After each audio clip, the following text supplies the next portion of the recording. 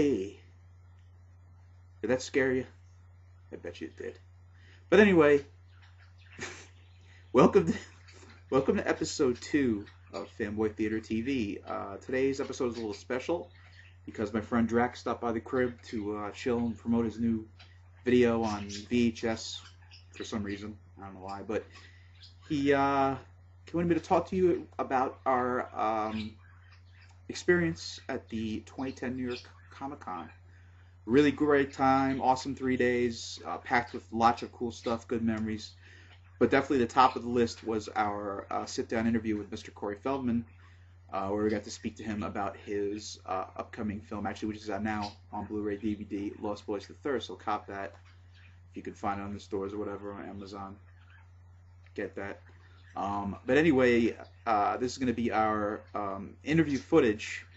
It's rather kind of, the footage is a little weird. It's from the side because Fangirl Patty had to sit right next to him. So, you know, her angles were kind of limited in what she could do. But she did pick up a couple minutes of some cool footage where we're talking about everything from the Goonies movies to, you know, the unfortunate passing of Mr. Corey Haim, and as well as the Lost Boys films. So check this out, and I hope you enjoy, and come on back for after the footage, and I'll be showing you some cool fan film trailers. So enjoy, and check it out. Since there's going to be now there's a Lost Boys, is there going to be a Goonies one? Yes, Yeah. Goonies. Yeah. Goonies what? Another Goonies movie. I want to see Oh. all the gang come back. You know, yes. Barbara Streisand is starring in it as the lead role, and and Leonardo DiCaprio is now going to play Matt. Did you see the documentary that guy made? Which He one? went to all the Goonies sites across where you guys filmed, Oh, yeah. and he did a documentary of his road trip with his friend. He went to like the house. Wasn't I in it? I don't know. No, I I don't know think there's so. one out there. It's on that YouTube. that You can check it kids out. made It that is I really did do good. An interview It's for very somebody interesting. Who did that, but no. Look, we would all love to see a Goonies sequel made, but see, what we did with Lost Boys was we kind of backed into the right recipe. You know, really. Like, we did the original film, everybody loved it, we all wanted to make a sequel, 20 years passed, it never got made.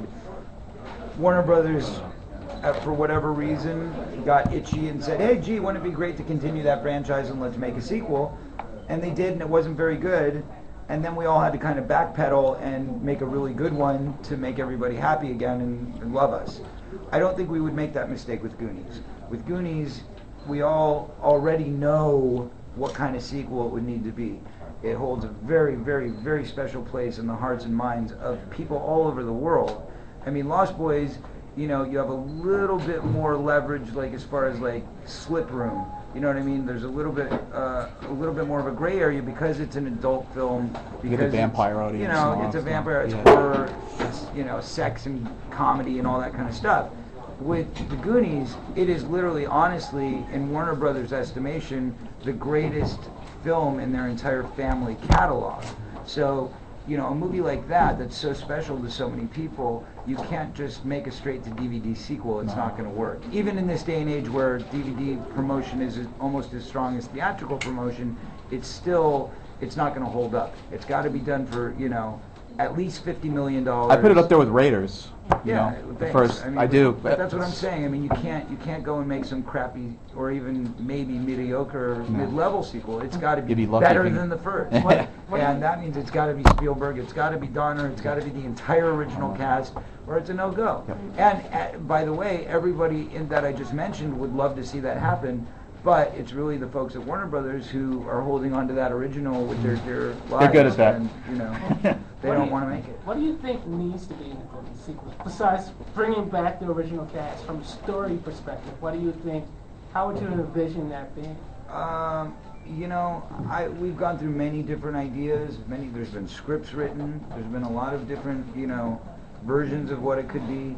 At the end of the day, what would I see as being a sequel? I would see it being, obviously, you know, we're not kids anymore, so it would have to be all the kids who are now grown-ups together, and I would imagine them having their own kids, and their own kids are a bit mischievous, and they go off and have their their own adventure, and somehow we get sucked into it and really pissed off about that.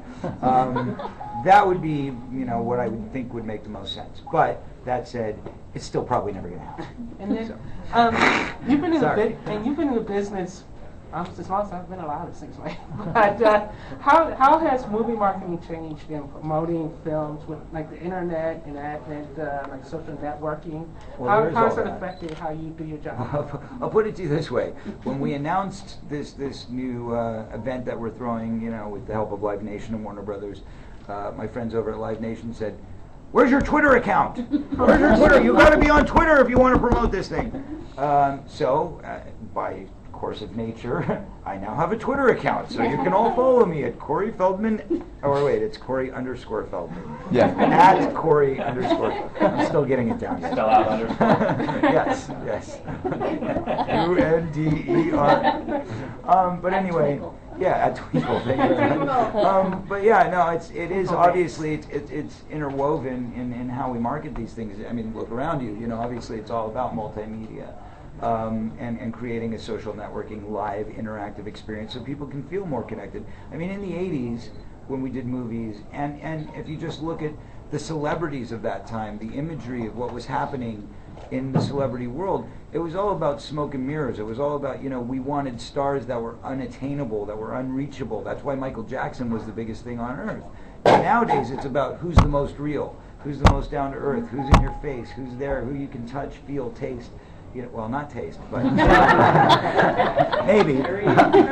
But anyway, that's the point. The point is that it has evolved and it has changed quite a bit, and I think that's why what we're doing here now is so important, because it's about keeping that thread, that connection, which is why you'll find I write a blog, I have a Facebook, I have a MySpace, I have a Twitter, and all of those things, because I like to reach as many people as I can. Do you think it's harder or easier now? To do what? Well, just because you got to maintain so many different networks versus in the past, all you had to do was show up at a hotel. Well, it's a pain in the ass, I'll tell you that. No, I love the direct response with fans. I love the interaction, and hey, I've even been lucky enough to get a couple dates out of Facebook, so not a bad thing. Is